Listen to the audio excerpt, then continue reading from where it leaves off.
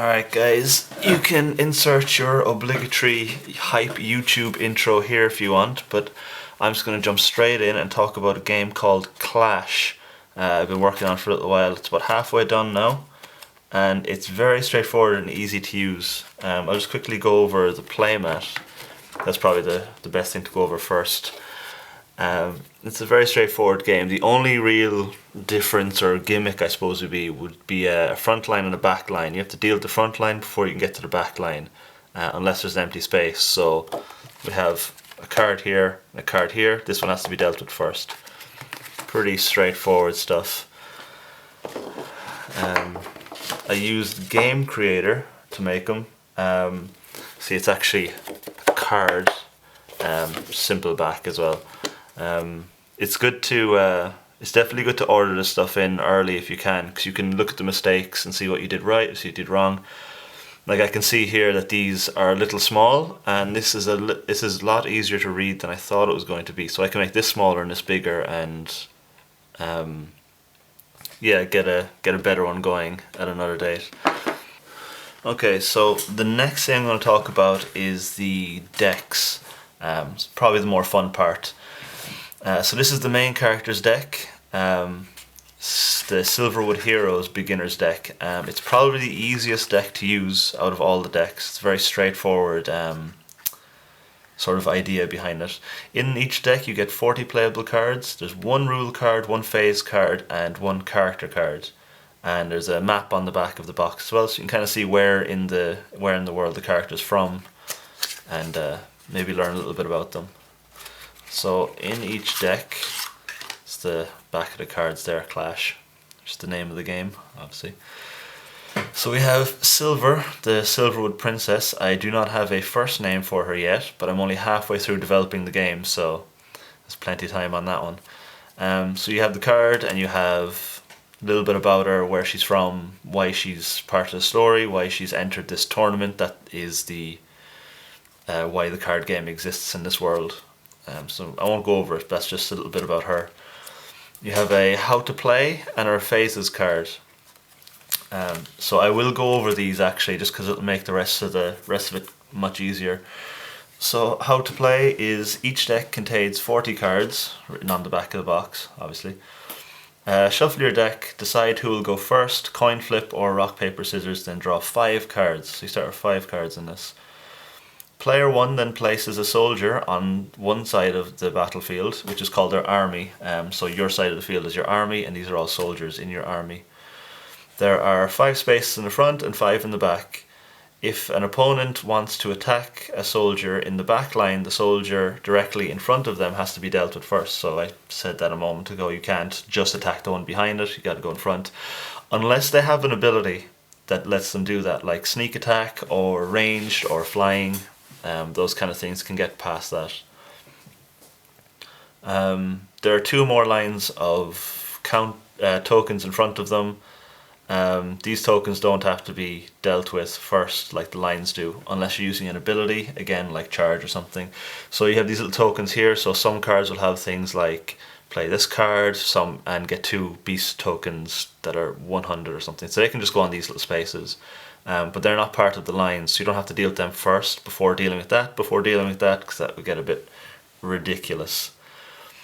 A soldier cannot attack the same turn it enters play, so it basically has summoning sickness like Magic the Gathering. So what you would do is you play it down, but you play it upside down so the other player can read the card. I don't know how many people play card games and you put down the card and the other person goes, oh, what's he do again? And he turn it around and he has to read it and then turn it back again.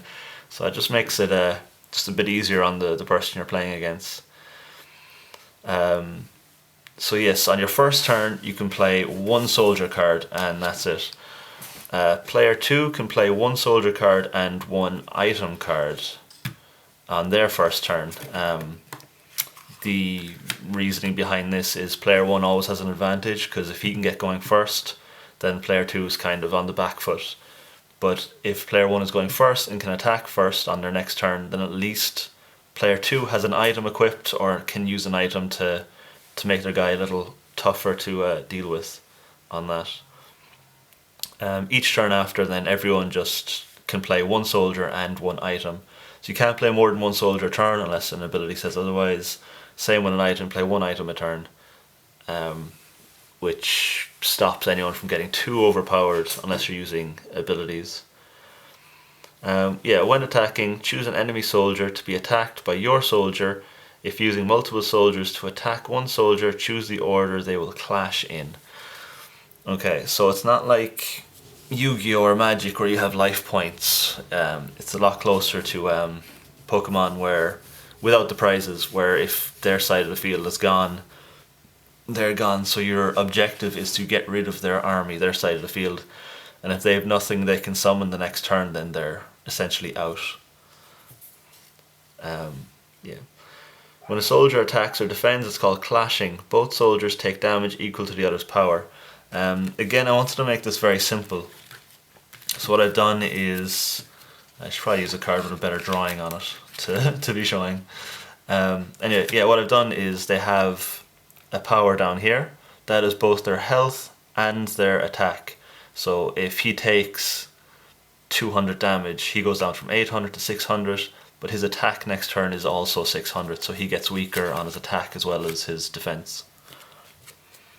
A soldier's power is both their health and attack. If a soldier takes damage that lowers their power, that means both their health and attack are weaker next turn. When an opponent has no soldiers left in their army, their side of the field, they can't summon a new one on their turn, whether from no cards left in the deck or no playable cards in their hand, you win. So yeah, it's a very straightforward take out the other army kind of game. So I'm going to go through this deck now. And I'm also going to show the original ones I've done, which are... it's always good, I know this is probably obvious to a lot of people, but it's always good to just very quickly and crudely draw out your cards and have many practice games before you start making them. Before you even draw one single card, have some practice games so you know your game actually works. I still have a lot more testing to do, but so far it seems like it's going well. So this one, the Silverwood Heroes, has a pretty basic strategy. Like I said, it's probably the easiest starter deck to use. You can make much more powerful decks than these if you collect the cards yourselves. But this one's pretty straightforward. You have a lot of characters have a shield ability, which I'll get into in a while, which protects weaker cards. So you'd have them in the front line, you'd have like your bards and such in the back line, protecting them and boosting up. So we have a Crimson Bard here, which is, you can see it's a little different to the original drawing. I tried to get a similar thing though. Crimson Bard, Song of Courage. As long as this soldier is in play, all other soldiers in your army have 100 power, gain 100 power. So it's pretty weak. It only has 100 power, which is the lowest in the game.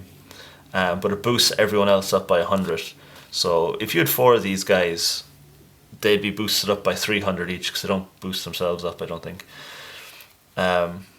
So you'd have, if you had 4 of these guys on your field, along here you'd have 4 300, you'd have 400 bards, which is pretty handy when you get some guys who are like 800, 900 and they're being boosted up by 3 or 4 bards. It's pretty good.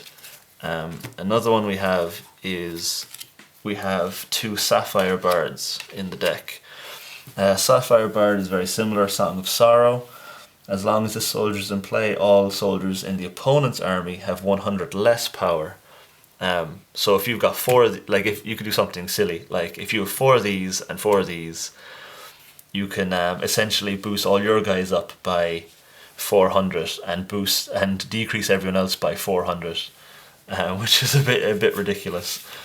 I do want to note that because they take 100 power away, it's not damage. Characters can have 0 power and health without going to the discard pile, if it's not by clashing. If someone goes down to 0 in the middle of a fight, then yes, they're down. But if someone just gets their power zapped or taken away like this, they're just on 0, or even minus whatever, but you can't really go lower than 0. So there are some cards that benefit from having 0 health, so that's something to keep in mind. Yeah, and the next one we have then is the Shield Maiden. There's 4 of these. This is probably the main reason for your deck, is Bards and Shield Maidens are sort of the bread and butter of the deck. Shield Maiden, again, is pretty straightforward. She has a shield ability. Enemy soldiers must attack soldiers in your army with the shield ability first. If you have a soldier in front of the soldier with the shield ability, then the soldier in front has to be dealt with first. So yes, we have a Bard here. We have these guys here. It doesn't matter where in the front line this has to be dealt with first before dealing with that. Unless you have something directly in front of her, then they have to go through this card to get to that card.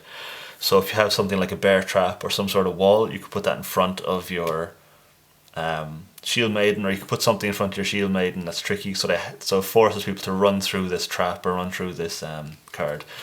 There aren't really trap cards in this. There are only 3 types of cards. Common soldiers, which can be summoned just on your turn. Item cards, which we'll get to in a second, which are just items they're equipment cards essentially. And there is special cards, which are just too strong to be summoned straight, so they gotta be, they need some sort of special request to do it, which I'm sure we'll get to in a while. Yeah, another very basic card in this, we have the Hero's Blade in this deck. Yeah, it just gives 200. You equip it to hero. It has to have the hero typing, which is up here in the corner. You have common soldier, you have hero here, and give them 200 power. So again, something you could do is put your Bard at the back and put your Shield Maiden at the front. Shield Maiden has 400 power. She'll have 500 with him, and an extra 200 if you equip one of these. So that's 700 power, and someone has to go through her to get to him. So that's like a really easy, I guess, 2-turn move. If you played him first, you can't be attacked first turn unless somebody has an ability to do so. And then even though she can't attack, you can play her down the second turn and a sword, and then you just have a 700 power wall blocking that essentially. That's something I used a lot actually when I was testing out these decks. Items obviously don't have power because they're just equipment. And yeah, okay. So this next card is a little tougher to use, the power transfer. As you can see, the original idea was a very transferring power to Goku type picture. This one though looks a lot like the card it can summon, so I use that. I'll go over that in a second. It has 300 power, and its ability is, at the beginning of each turn you may take 100 power from this card and give it to another. Once this card reaches 0, it can no longer use this effect, but it will not be discarded. So like I said earlier, if a card reaches 0, it doesn't mean it's discarded unless it's from clashing or being attacked or taking damage rather than abilities. So you want this card to get to 0 through abilities. You can have it attack something that's got 200 power, which will bring it down to 100 from 300, and then transfer power, and then you'll be down to 0 if you want a faster way than doing it over 3 turns. But something that's really handy with this one as well is it also works well with this guy. So if you have your Shield Maiden, like we said earlier, and then this, and it's 700, you can transfer, make it 800. Next turn transfer, make it 900. Next turn transfer, make it 1000. So you can actually, with this setup, you can get to 1000 power.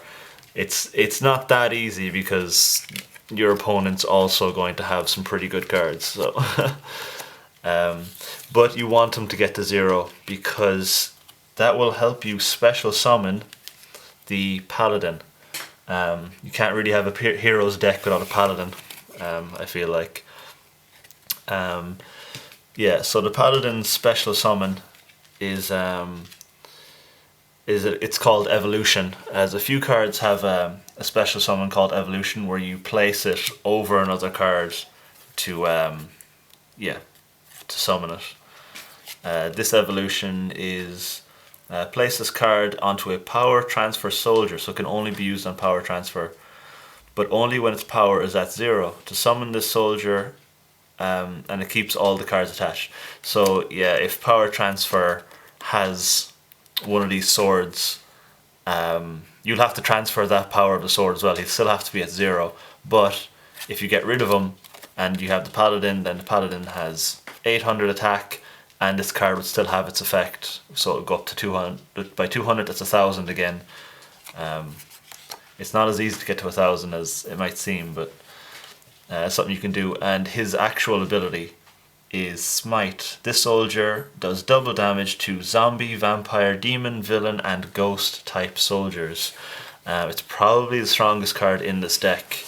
It's one of the stronger cards in the game if you can get it going, but getting power transfer to 0 and having this in your hand can be a little tricky, I found from practice games. So I might have to look at that. The hero deck, or Silver, the character, is actually largely an elven deck as well. So a lot of the heroes are elves. The main character of this deck is an elf. And the most basic card of that is the Ranger. Ranger has the ranged ability, obviously. The soldier can do damage while attacking without clashing. It still defends like any other soldier. Okay, so if you have a soldier here and he's here, he can attack but he won't clash. So he'll just do straight 100 damage but not take damage from the thing he's clashing with. Yeah,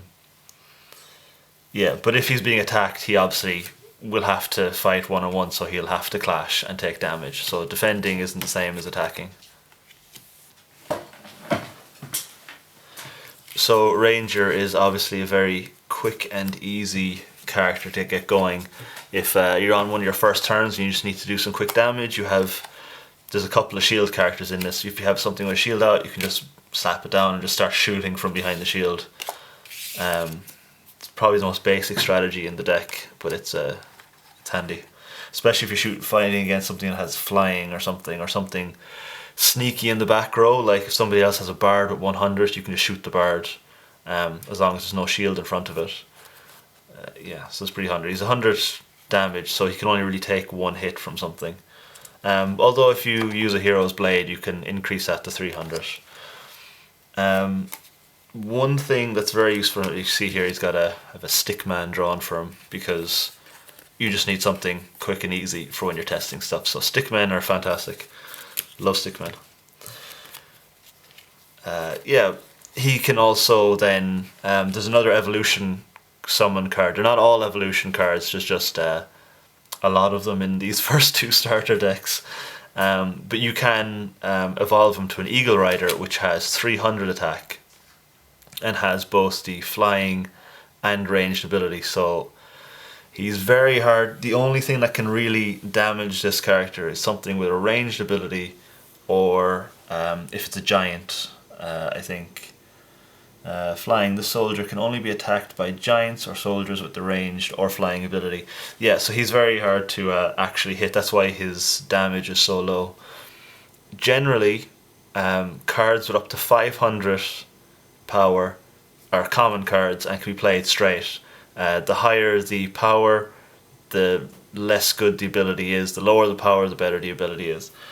And most cards that are 600 plus would be special summons, unless they have very good abilities like flying and range. So I think it'd be a bit unfair to have a 600 Eagle Rider with flying and ranged. Although you can't, with your bards and your hero's blades, you can, and power transfers, you can boost him up easy enough. And he's an easy one to get down because there's 4 of these in the deck, so you can pretty easily get a hold of this guy. Something else you can do, which I had to fix, is use an item card called Beacon, or I've renamed it Heavy Beacon. I'll tell you why in a second. It's an equip card. A soldier with Beacon must be attacked before any other soldier, including soldiers with the shield ability. Any soldier directly in front of this may have to be, or it has to be dealt with first. The soldier with Beacon attacked loses the flying ability. Okay, yeah, so even if you have a shield maiden here, and it's like low health, we'll say, and you have a shield maiden here, or you just have something else here, you can attach the beacon, and that overrides the shield ability. It's a shield ability that overrides the shield ability. But I had to call it Heavy Beacon and take away the flying ability because in one game I attached it to this guy and the other person had nothing that could attack flying creatures at that time. So everyone was forced to attack a flying creature, but nobody had anything that could do damage to a flying creature. And that was a bit unfair. So you lose the flying ability. It's called Heavy Beacon now instead of just Beacon. So it'll be a little less broken going forward. One way to get past that, if something like that did come up, one way to get past it is, I don't know, I really like this one. It's called Fighting Words. It just says, oh, you want to fight. It's an equip card. You equip it and then discard it after use. So it's got a 1 use. Discard after use. Choose an enemy soldier to clash with the soldier in your army this item was used on. So if you have let's say you have your paladin out and someone has something in the back row that's powering up like a zombie king or something, is powering up their whole army, and it's just, you just can't get to it. You can play this and you can just force them into a duel and have your bigger guy take out the annoying guy. It's just a really easy, quick thing to do. And you can use it, if you're going second, you can use it on your first turn, or you can even use it with a character who has, who can't be. So if I play one first turn and they have like the summoning sickness type thing, so they can't attack, I can still use this card and force a clash between them and another card. So we could say there's a card over here that's too strong, can't beat it, so I'd throw this down, put this on it, and then force them to fight in a one-on-one. It's got this deck out of a lot of problems, out of a lot of jams, which is handy.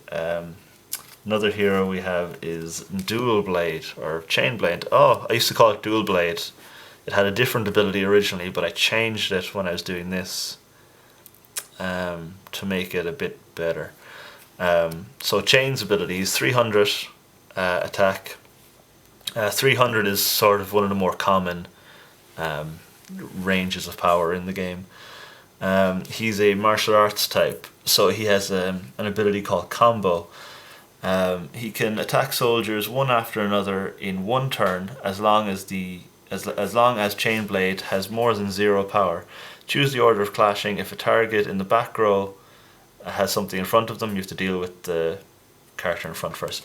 Okay, yeah, so if there's like 3 bards out and he has 300, he can clash with each one of them. He can say, okay, I'm going to clash with this one, then this one, then this one, and knock himself out, but get rid of those 3. So it's just kind of really handy, especially if you're fighting someone who has a lot of small cards or a lot of tokens or a lot of counters. Like they're playing like a zombie deck and they're getting a lot of stuff out, or playing like demons and they're getting a lot of demon tokens. You can maybe attach a hero's blade or even 2 hero's blade. You can attach as many items as you want. So you can kind of makes heads 2 blades and he's holding 2 blades. But you can attach all 4 of them to him if you want, and he can just run through tokens and stuff. Runs through smaller creatures easily enough with that. So he's handy. I haven't actually used him very much. I haven't really drawn him very much, but he's pretty handy. Another one that's kind of handy and a little bit more niche, I think, is the Hunter card. Again, 300. Most of these guys who have decent abilities have decent power. If he had 500 power now, he wouldn't have this ability. Or if he had 100 power, he might have a better ability than this. He has Favorite Enemy. When this card enters play, choose a type. This card does double damage to that type. It's kind of going on the D&D rules of a ranger or a hunter having a Favorite Enemy. So now his power doesn't go up to 600. In case you're thinking he can take 600 damage, he can't. If you're fighting a giant who has 600 health, and you say giant is what I want to fight, he will do 600 damage to the giant, and he'll take the 600 off as well. Or if a giant is 500, he'll do 600 damage to the giant, but the giant won't do 500 to him, leaving him on 100. He still just has 300 health, so he'll still take the hit. But again, that's that's like the I want to fight, kind of just a really handy have that down and the item down. and you can take something big out pretty fast. The next card was the main card before I came up to Paladin. He was originally called the Golden Knight. It's another evolution card. You're going to be seeing a lot of them coming up in these decks. Warrior of Light, which was actually not my art. It was drawn by Aidan Quinn. He's a really good artist, I know, and he was lovely enough to let me use some of his artwork in the cards, so that saved me a lot of time, and he's obviously a lot better than me at drawing, so it's always nice to have someone who's better than you doing something. Evolution cards, so you just have to place this on a hero. There isn't really anything else to it. You keep the damage and you keep the items of that hero. So I just have Chainblade down. Now you can't play Chainblade and then put it straight on, because that's technically playing 2 soldiers. You can only do 1 soldier per turn, so you do him, and then next turn if you're not playing another soldier you can, there you go. If he's, and then he goes up to 800. If he's taking 100 damage then he'll be 700. If he has a sword attached he'll keep the sword. The character is just like, yeah, he's evolving instead of replacing. So he's very straightforward, very easy to use. He's 800 as well, like the Paladin. So he's just as strong as the Paladin, he just doesn't have that smite ability. So if he's going up against, there's like the zombie deck in this is quite strong. If he's going up against that, it's a less strong than the Paladin. And we got my dry bread. Sort of an in-joke with my son. Yeah, heal 200 power and then discard. It's a food item card. There's lots and lots of food item cards in this first set. I think half the items are food cards out of the 151 cards I'm planning for the set. This is not like the sword now where you just increase 200 power. You heal 200 power and then discard it. You don't go over your original power, so he has 300 and he takes 100 damage. You can use this to heal the 100, but he won't go past the 300. Or you can use it to heal the 200 as long as he doesn't go past 300. Very straightforward, but again, just handy in a tight spot. One card I use a lot in this, actually, one I found is just very good to use, is the Light Maiden. She's only got 100 power, but again, the lower the power, generally the better the ability. Not always, but generally. Resurrection. When this card is played from your hand, return a soldier from your discard pile to your army. So that's just a really handy, like if you have a Paladin in your discard, or even a Shield Maiden in your discard, you can play her. She won't attack on the turn, but her ability will bring this back, and it won't attack on the turn, but you'll have 2 soldiers out for the price of 1. And this works as well with obviously special summons, because you don't need to play it from your hand to special summon. You're just taking something out of the discard pile and putting it onto the field. So that's just, I've used that one, gets used a lot, I find. It's not that easy to get the cards you want. There isn't a huge amount of search cards, so there's a few resurrection cards that are just handy. So the only real card that can search a deck for a soldier is the Messenger Hawk. You can see the art there is also done by a much better artist, Joe Horgan, and it's probably the most useful card in terms of getting what you want on the field. Discard a card from your hand in order to summon this card. When you do summon the card, you get to search your deck for a soldier and put it into your hand. It's basically the Quick Ball from Pokemon, but a attacking soldier version with actual damage.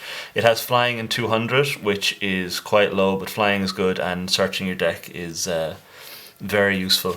Every starter deck's going to have 2 of these in it, so it's just very handy to use, and yeah, a lot of people are going to want this guy. So yeah, 2 of these in each deck. So the deck itself is pretty straightforward. You get your bards out, you get your power transfers out, you get all these item cards out for just boosting your strong cards, and then you use your strong cards to shield and protect your weak cards that are boosting your strong cards. It's again, it's pretty straightforward. It's probably the easiest deck to use out of them.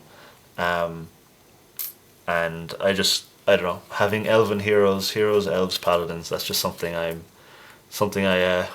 like using myself. So, yeah. Okay, so the next deck, the first deck I made is the Beast Lightning deck. Yes, it is a pun on Grease Lightning. This deck, again, 40 cards, 1 rule card, phase card, character card, and you've got a little map on the back of the area.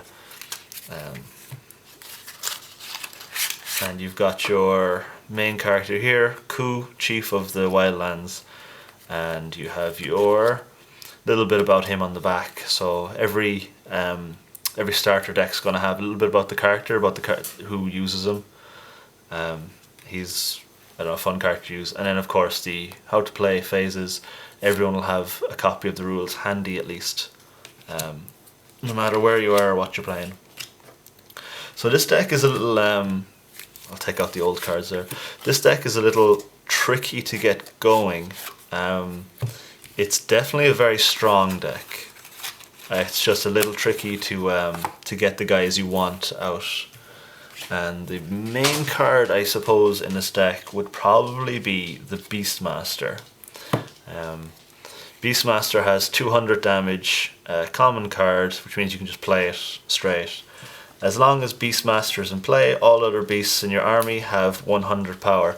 So it's like the Crimson Bard, it's like the Red Bard, giving everyone 100 power. The disadvantage is it only gives it to beasts, but it has an advantage of having extra power, and it's got some unique things it can do with other cards that have abilities that reference this card and such. So the Beastmaster is probably one of the main cards for this deck. Now there is only 2 of them. I have been thinking about putting 4 in, but 2 other cards I have is the Copycat card. It has 0 power. It's essentially Ditto. Copycat, when this soldier is played, choose any other soldier currently in play, so that's your soldiers or your opponent's soldiers. Pick one and it just becomes a copy of that, but it keeps its beast typing, which is very important for this guy here. So if somebody plays the Rainbow Dragon, which is the strongest card in the game, base power, starts with 1000. That's like as high as they go when you just play them. So you can just copy that card, stay a beast, and get the extra 100 from this guy.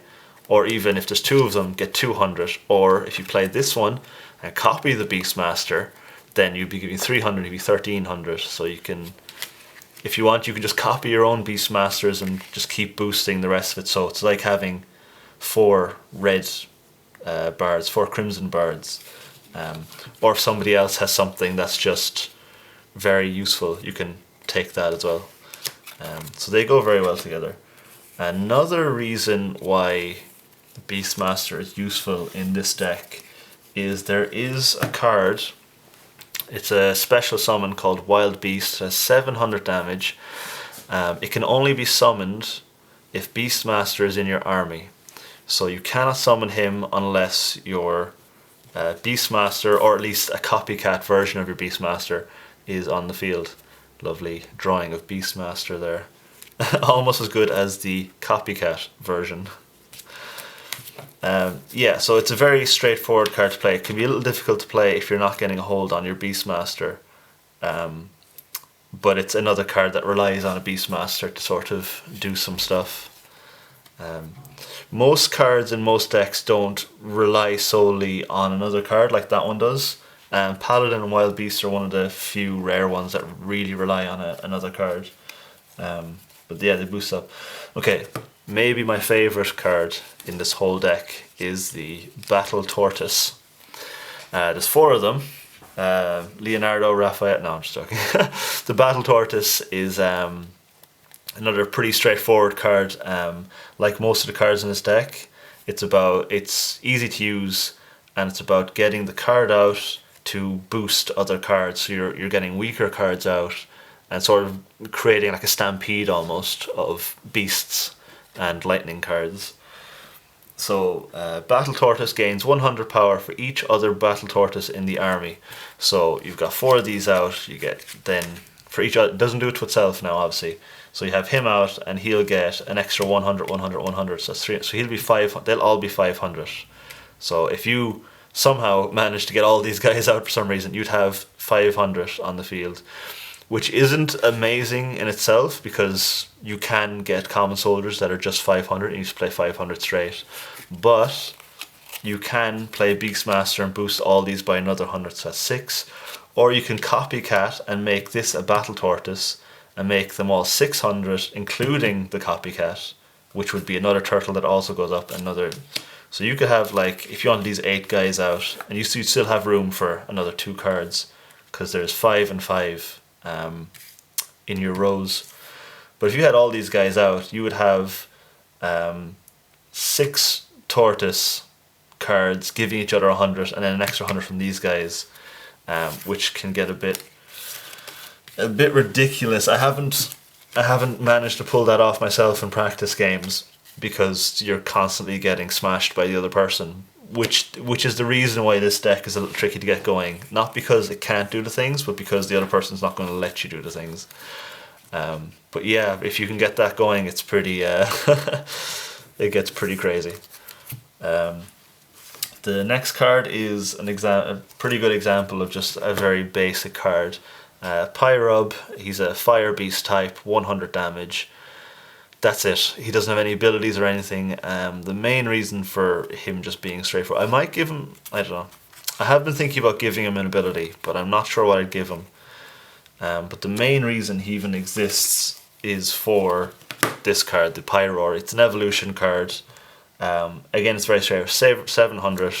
So you've got this guy in the field. Next turn, you play this on top of him, boost him to 7. He's got a 700 attacker, and that's it. That's all it really is. So I kind of do feel like he should have something a bit extra. So I might give him something else. But yeah, that's probably the most straightforward card and summon card in the game, I'd say. There's 1 or 2 others with this evolution stuff, but they have like extra abilities as well. The deck does have a few items, which is handy. I'm going to start with this one, Fizzy Candy. Like I said, there's a lot of food cards. This is one of a few cards that add typing and abilities. So you discard this after use, so they eat it once.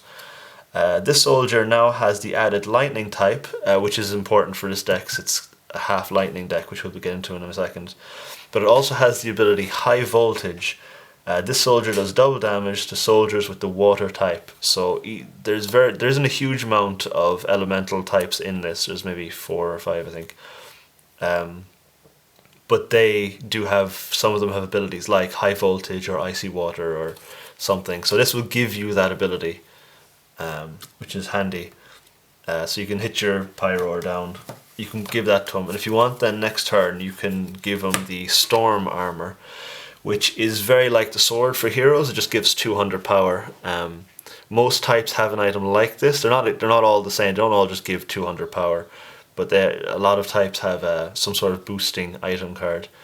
Storm Armor gives 200 power, so you can have your Tortoise out. You can have all your turtles out, and or your Tortoise out, and give them all Storm Armor and boost them all by 100 if they've had the Fizzy Candy.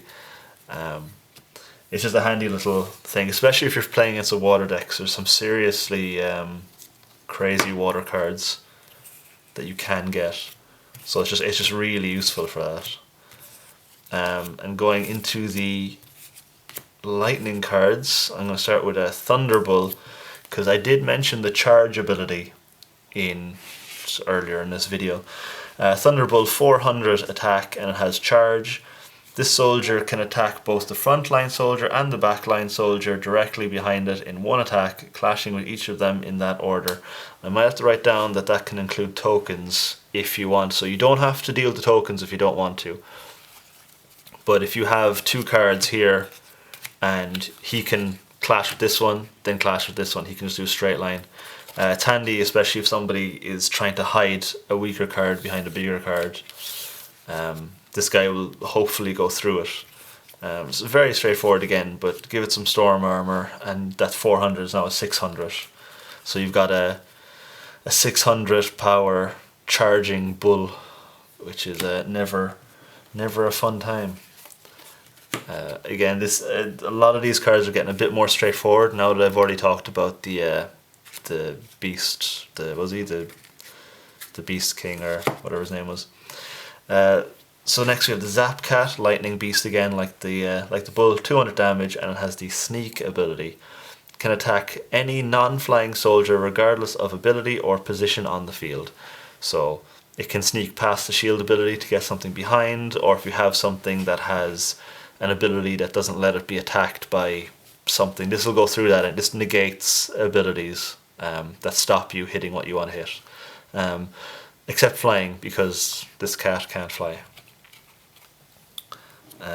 What can fly, because I feel like everything should have at least a giant or a flying or something in their starter decks, so they're not completely out of water, is the Cloud Surfer.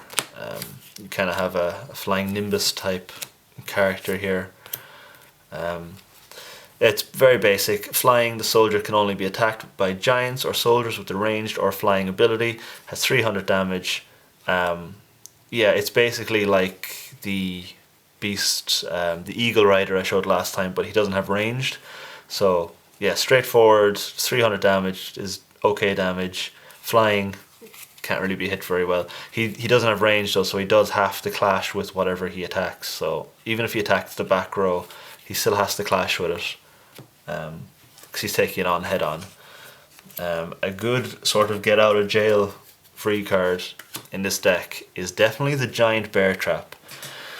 When I originally made this, you can see a very crude bear trap here. I only gave it 100. It was supposed to just be something someone walks into, but it took up a space on the field, and you could just put down a 500 soldier that did the same thing, just stronger. It's an object card, which means it can't use items, and it's not affected by yeah, it's not it just can't use items, and it can't really use abilities and stuff because it's not alive, it's not sentient. And it's got the defense ability, which means it can't attack, so it literally just sits there. You can just put this here and then have a card behind it, and it can block that pretty easily. It's a good wall to have if you've got some smaller cards. And of course the last two cards in the deck are the Messenger Hawk, same as the previous deck, the Silverwood Heroes. Just going to be in all the decks. Very useful card. Yeah, so if you just have any questions about Clash the game, or how I made the stuff or anything, yeah, just send me a message or comment on something. I don't mind. I'll talk about it for ages. Anyway, thanks for watching the video. I don't have any big crazy flashy music like most YouTubers do, so I'm just gonna say bye. See ya.